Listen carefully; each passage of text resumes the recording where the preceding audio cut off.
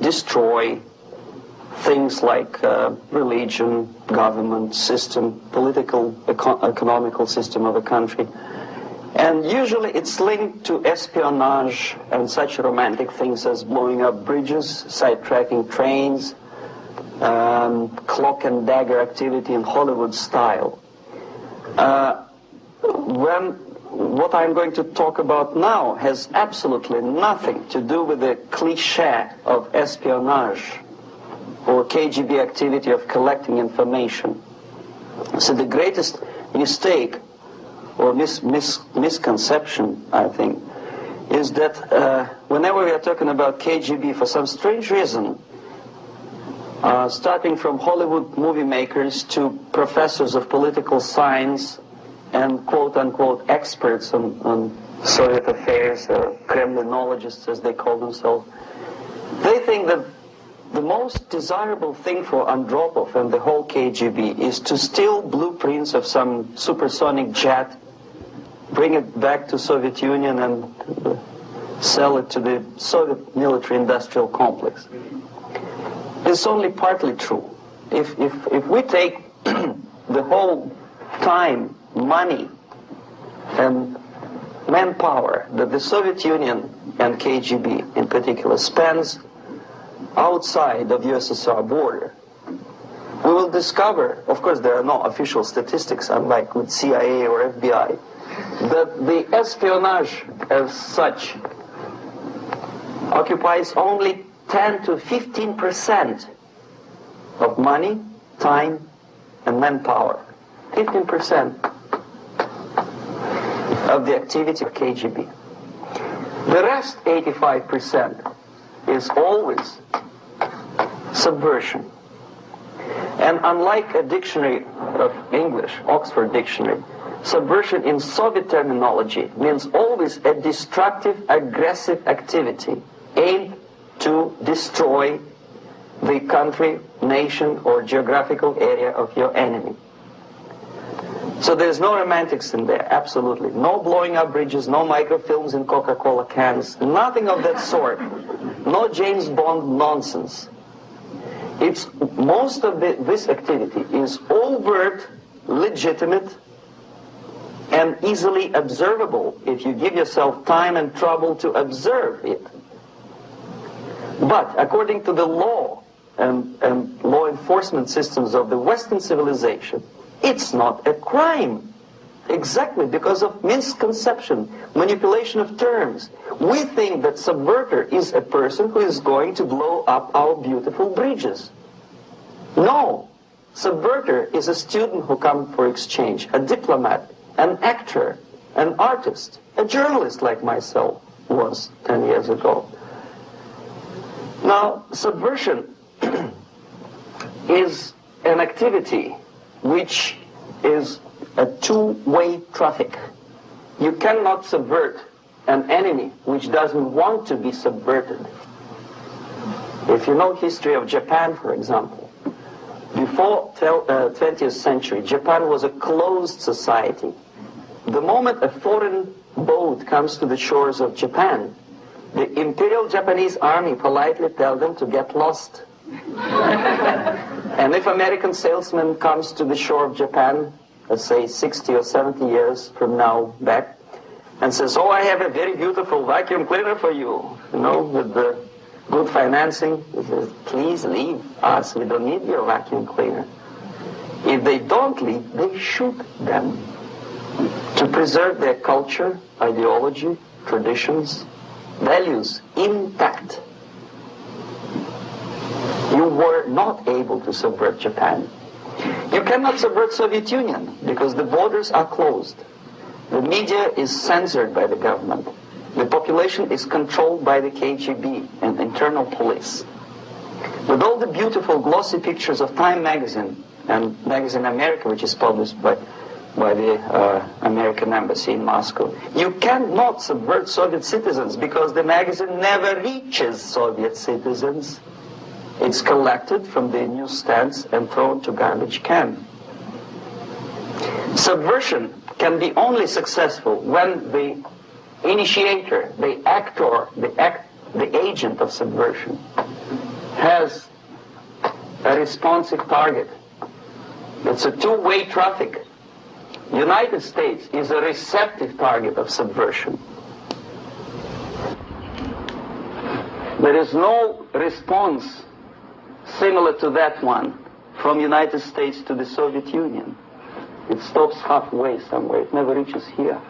The theory of subversion goes all the way back 2,500 years ago.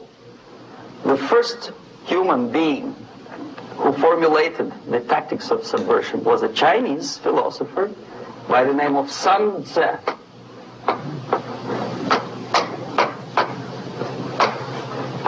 2,500 years BC. He was an advisor for several imperial courts in ancient China. And he said, after long meditation, that to implement state policy in a warlike manner, it's the most counterproductive, barbaric, and inefficient to fight on a battlefield. You know that war is continuation of state policy, right? So if you want successfully to implement your state policy and you start fighting, this is the most idiotic way to do it. The highest art of warfare is not to fight at all, but to subvert anything of value in the country of your enemy, until such time that the perception of reality of your enemy is screwed up to such an extent that he does not perceive you as an enemy, and that your system, your civilization, and your ambitions look to your enemy as an alternative, if not desirable, then at least feasible. Better red than dead. That's the ultimate purpose, the final stage of subversion, after which you can simply take your enemy without a single shot being fired, if the subversion is successful. This is basically what subversion is. As you see, not a single mentioning of blowing up bridges. Of course, Sun Tzu didn't know about blowing up bridges. Maybe there were not that many bridges at that time. But the basics of subversion is being taught to every student of KGB school in USSR and to officers of military academies. I'm not sure if the same author is included in the list of reading for American officers, to say nothing about ordinary students of political science. I had difficulty to find the translation of Sun Tzu in the library of a university in Toronto and later on here in Los Angeles. But it's a book which is not available. It is forced to every student in USSR. Every student who is taught to be dealing further in his future career with foreigners. What subversion is? Basically, it consists of 4 periods, time-wise. If we start from here and go this way, time, right? This is the beginning point. The first stage of subversion is the process which is called, basically, demoralization. It says for itself what it is.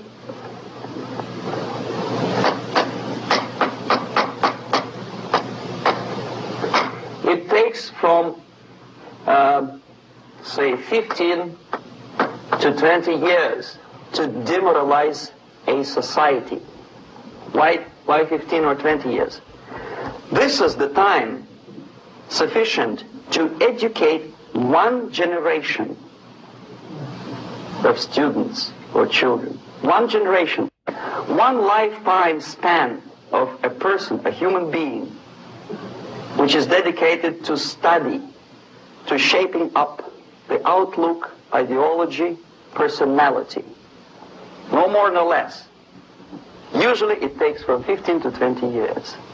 What it includes? It includes influencing, or by various methods, infiltration, propaganda methods, direct contacts, doesn't really matter. I will describe them later. Of various areas where public opinion is formulated or shaped. Religion, educational system, social life, administration, law enforcement system, military, of course, and labor and employer relations, economy. Okay? 5 areas. I will not write them down because we will not have enough space. Sometimes when I describe all the methods, students ask me question, are you sure this is the result of the Soviet influence? Not necessarily. You see, the tactic of subversion, about which I'm talking, is similar to the martial art, the Japanese martial art. If some of you are familiar with that tactic, probably you will remember that if an enemy is bigger and heavier than yourself, it would be very painful to resist his direct strike. If a heavier person wants to strike me in the face, it would be very naive and counterproductive to stop his blow. The Chinese and Japanese judo art tells us what to do. First to avoid the strike, then to grab the fist and continue his movement in the direction where it was before, right? Until the enemy crashes in the wall. You see? So, what happens here? The target country obviously does something wrong. If it's a free democratic society, there are many different movements within the society. There are obviously, in every society, there are people who are against this society. They may be simple criminals, ideologically in disagreement with the state policy, conscientious enemies, simply psychotic personalities who are against anything. Right? And finally, there are a small group of agents of a foreign nation, bought, subverted, recruited. Right? The moment all these movements will be directed in one direction, right? This is the time to catch that movement and to continue it until the movement forces the whole society into collapse, into crisis, right? So that's exactly the martial art tactic. We don't stop an enemy. We let him go. We help him to go in the direction we want them to go. Okay?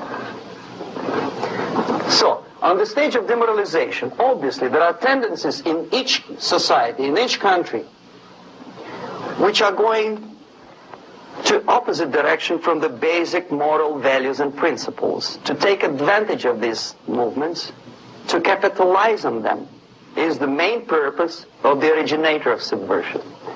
So we have religion, we have education, we have social life, we have power structure, we have labor relations, unions, and finally we have law and order. 1, 2, 3, 4, 5, 6. Okay? These are the areas of application of subversion. What it means exactly? In case of religion, destroy it, ridicule it, replace it with various sects, cults, which bring people's attention, faith, whether it is naive, primitive, doesn't really matter. As long as the basically accepted religious dogma is being slowly eroded and taken away from the supreme purpose of religion, to keep people in touch with the supreme being, that serves the purpose. Therefore, replace accepted, respected religious organizations with fake organizations. Distract people's attention from the real faith and attract them to various different faiths. Education. Distract them from learning something which is constructive, pragmatic, efficient. Instead of mathematics, physics, foreign languages, chemistry, teach them history of urban warfare, natural food, home economy, your sexuality, anything, as long as it takes you away. Okay? Social life.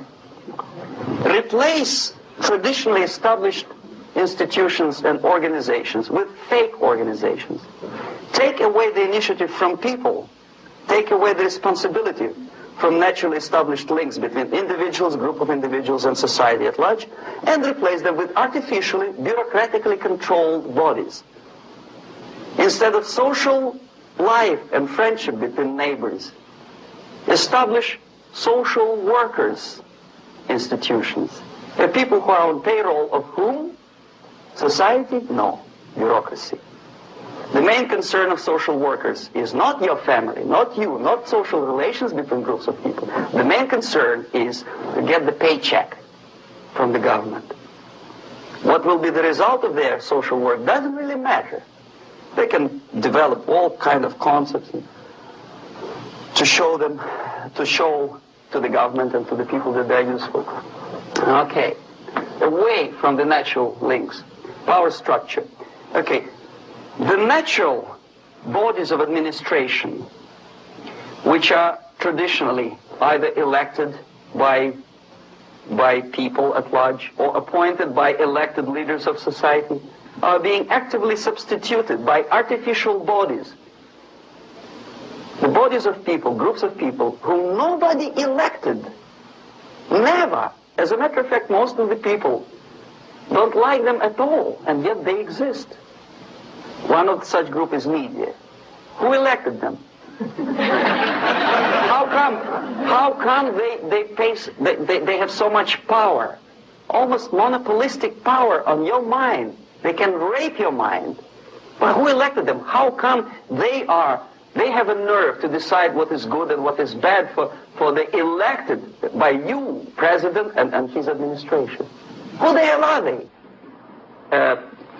Spiro Agnew, who was hated by the liberal left, called them a bunch of enfeebled snobs. And that's exactly what they are.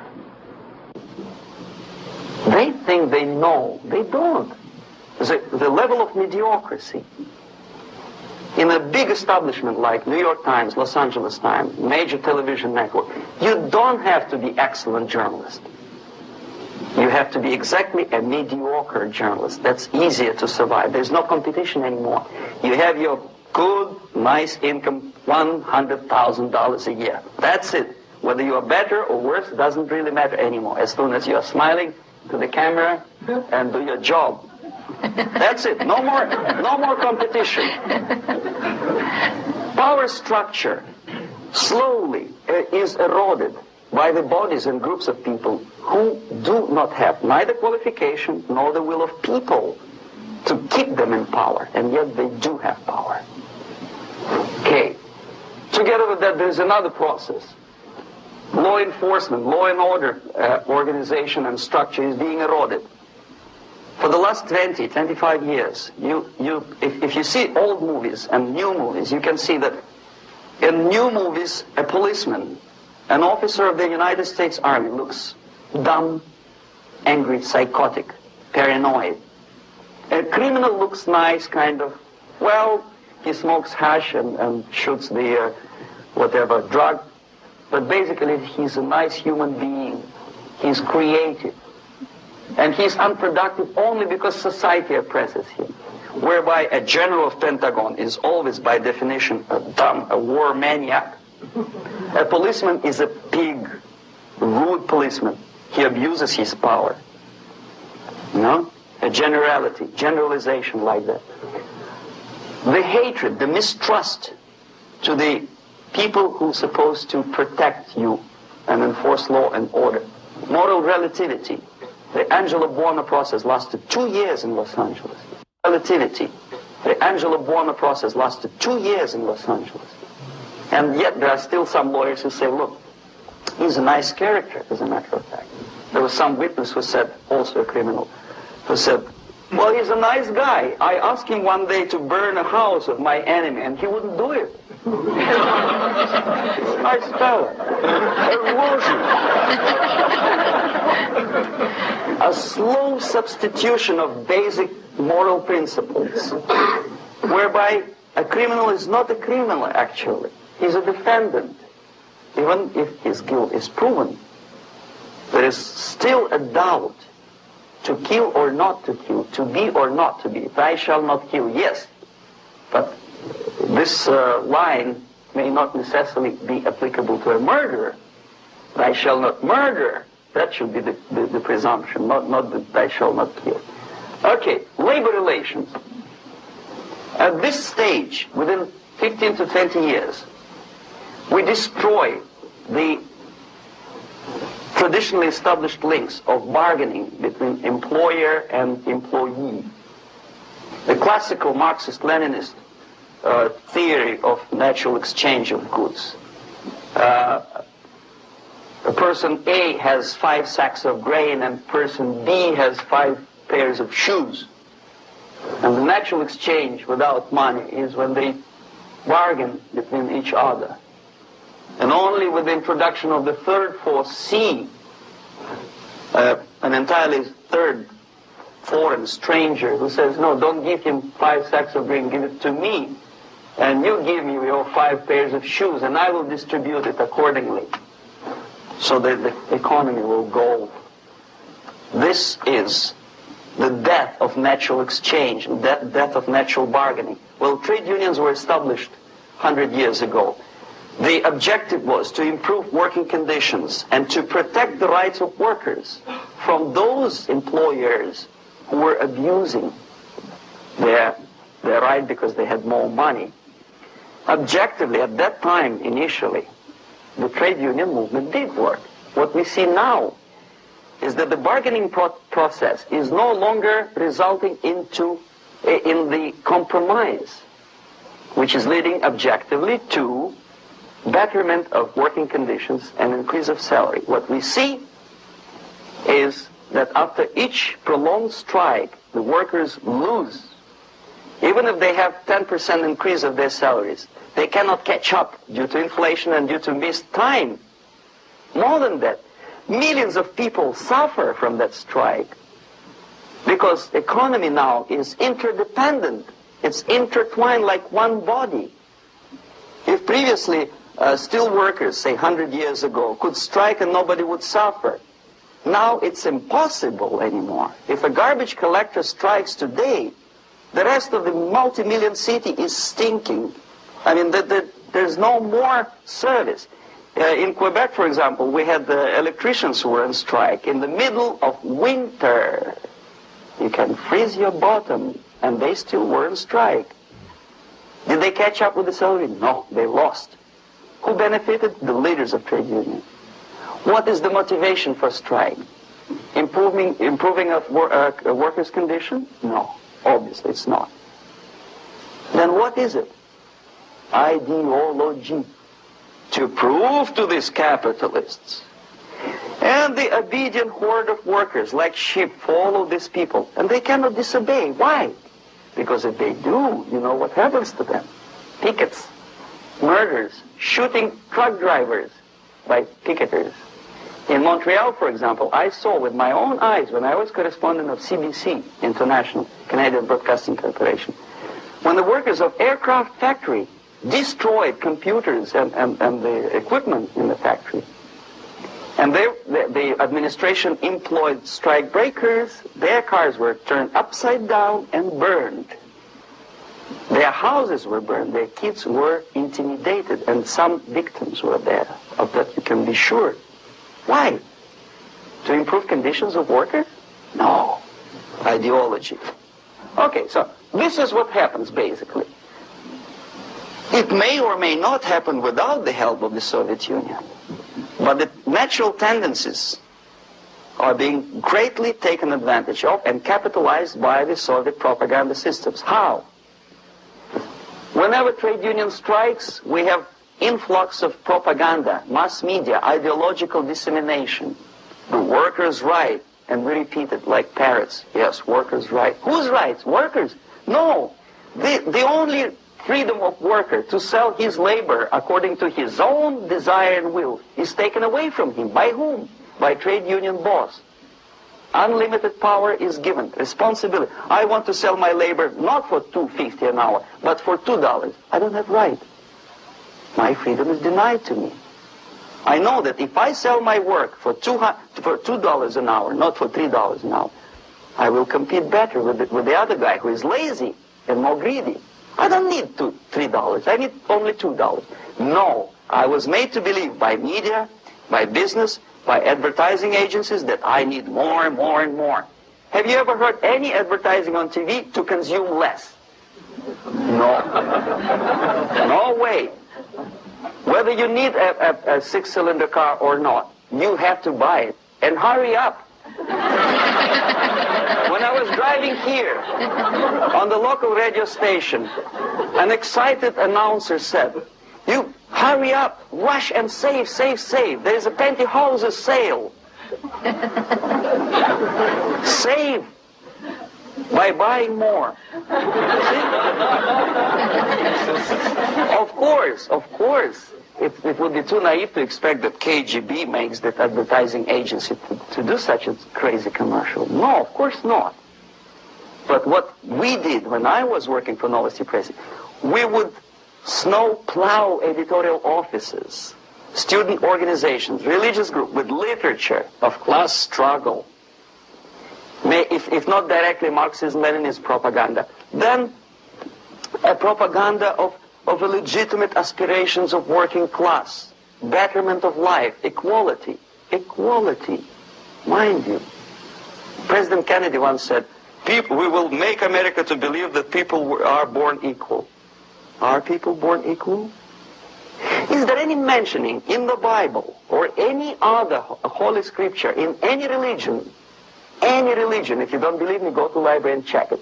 There is not a single word about equality. Just the opposite. By your deeds, God will judge you. What you do is important. The merit of your personality. You cannot legislate equality. If you want to be equal, you have to be equal. You have to deserve it. And yet we build our society on the principle of equality. We say people are equal. We know it is false. It's a lie. Some people are tall and stupid. Others are short, bold, and clever.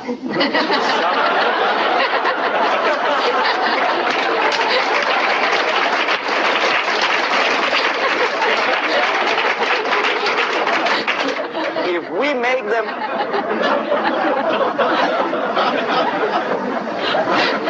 if we make them equal by force, if we put the principle of equality in the basis of our socio-political structure, it's the same thing as building a house on sand. Sooner or later it will collapse, and that's exactly what happens.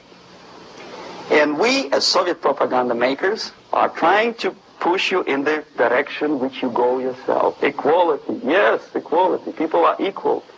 Land of equal opportunities. Is it true or not? Think about it. Equal opportunities. Should there be equal opportunities? For me, and for a lazy bastard who come here from some other country and immediately registers as a welfare recipient benefits? I never received a single dollar. No, sorry, I did receive once. But I never applied for welfare. For the 13 years, I took any job. Security guard, journalist, taxi driver, anything. Well, I was restless, but some people don't like it. They immediately... So why should we have equal opportunities? Why? The equal opportunity to excel.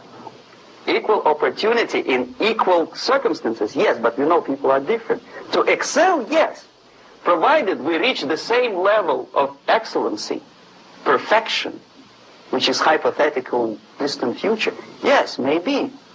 But we know perfectly well that even with the best intentions, people could not be equal.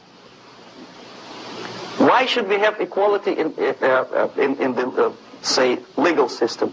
Myself, I'm considering myself a law-abiding citizen, and a person who comes here to rob and shoot, say the United States administration under Carter, imported thousands of Cuban criminals. They were known criminals, yet they were accepted. Do you think it's fair if myself and my wife from Philippines, who work like a, horse as a lab technician in a hospital, should have the same rights as a criminal from Cuba? Why? And yet we repeat as parrots, equality, equality, equality. And the Soviet propaganda system helps us to believe that equality is something which is desirable. Democracy, as it was established by fathers of this country, of this system in the last century, is not equality. Is the system where different people, unequal people, have a chance to survive and help each other in constant competition, in constant perfection, not inequality which is superimposed from a godfather or nice person in Washington, D.C. And the absolute equality exists in Soviet Union, quote-unquote equality. Everybody is equal in dirt, except some people are more equal than the others in Politburo. So, the moment you bring a country to the point of almost total demoralization, when nothing works anymore, when you are not sure whether it is right or wrong, good and bad, when there's no division between evil and good, when even the leaders of church sometimes say, well, violence for the sake of justice, especially social justice, is justified in countries like Nicaragua, El Salvador, well, maybe Rhodesia, and we listen to them and say, yeah, probably it's true. Is it true? No, it is not true. Violence is not justified, especially for the sake of quote-unquote social justice introduced by Marxist-Leninists, that is my former colleagues from Novosti Press Agency. Okay, so we reach that point. The next step is destabilization.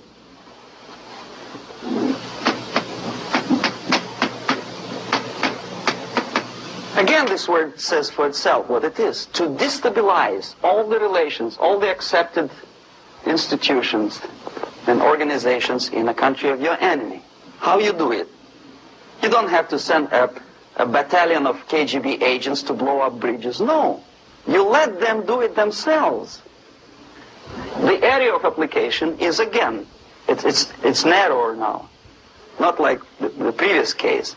The overt legitimate actions of the KGB in this case would be hardly noticeable.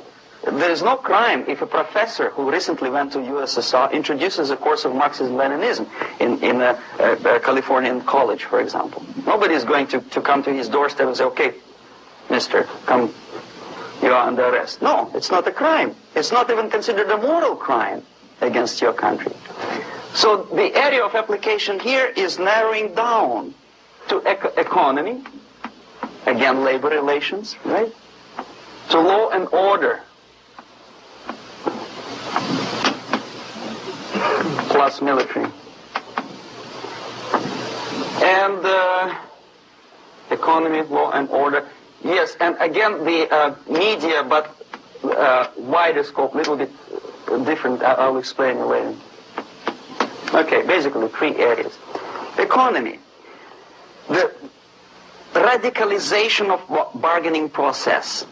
If on that stage we still could achieve, theoretically, some positive compromise between the negotiating sides with say, the arbitrary introduction of arbitrary judges, a third side, objectively judging the demands of both sides. Here it's radicalization. On the stage of destabilization, we cannot come to compromise even within a family. The husband and wife couldn't figure out which is better. Husband wants his kids to eat at the table, and wife wants a child to roam around the room and drop food all over the floor. They cannot come to compromise unless they start a fight. It's impossible to reach a compromise, constructive compromise between neighbors. Some people say, I don't like you to watering your lawn at that time because exactly at that time I'm walking my dog and he's getting nervous. He cannot pass his bowels, you know. So they cannot compromise. They go to a civil court or something like that. Radicalization of human relations. No more compromise. Fight, fight, fight. The normal, traditionally accepted relations are destabilized. The relations between teachers and students. in schools and colleges. Fight. The relations between, in economical sphere, between laborers and employers are further radicalized. No more acceptance of the legitimacy of demands of workers. Unlike Japanese, with the theory Z, if you ever heard about it, where the workers are involved in decision-making process, therefore they don't have moral incentive to fight their bosses. In the United States, it's just the opposite. The harder is the fight, the better. The more heroic they look. When the Greyhound network was on strike recently, the correspondents of local TV networks all over the United States were approaching these strikers, and they say, oh yes, we are doing something nice. They look like heroes, and they were proud. There was some family, the husband was bus driver. Now they decided in a protest against the bosses to camp somewhere in the forest. And they were presented to the audience as a heroic, nice people. You see? The violent clashes between passengers, picketers, and the strikers are presented as something normal. 10, 15, 20 years ago, we would be angry, say, why so much hatred? Today we are not. We say, well, commonplace. Radicalization, militarization sometimes. As I explained on that stage, I took a step a little bit further. Shooting people. Okay, law and order now also is pushed into the area where previously people settled their differences peacefully and legitimately.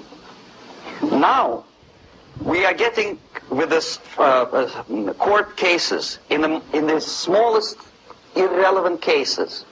We cannot solve our problems anymore. The society at large becomes more and more antagonistic between individuals, between groups of individuals, and the society at large. The media puts himself in the opposition to the society in general, at large. Separate, alienated. Okay? On that stage, you remember I was talking a couple of hours ago about the sleepers.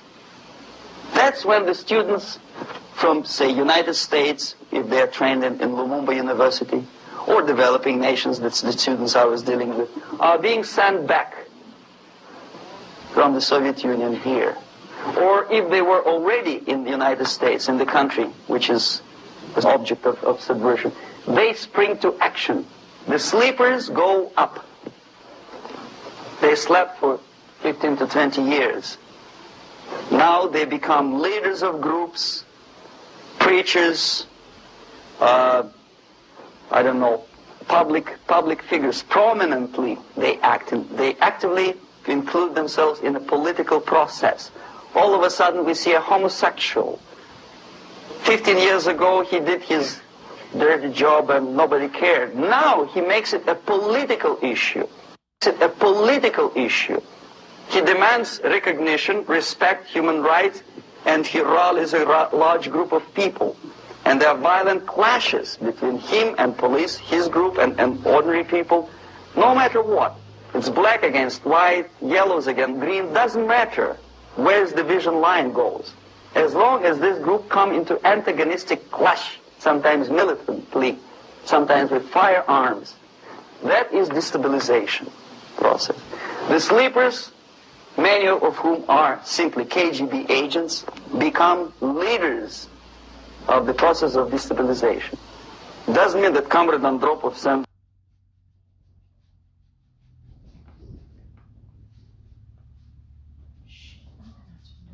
man's recognition, legitimate struggle for, I don't know, human rights, women rights, kid lib, prison lib, whatever.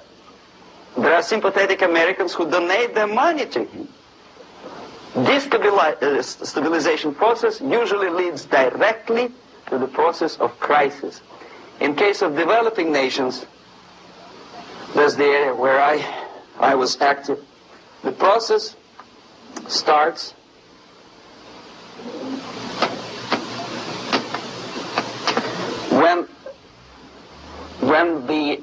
legitimate bodies of power, the social structure collapses. It cannot function anymore.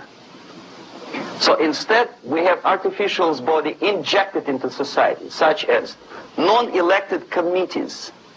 You remember I was talking about them here. Social workers who are not elected by people, media who are self-appointed rulers of your opinion. The quality all of a sudden is getting worse, but there's 20 minutes left in the video, and I think it's getting worse because if you guys aren't noticing, now mind you, this is 40 years ago. This is a defector from the KGB who worked in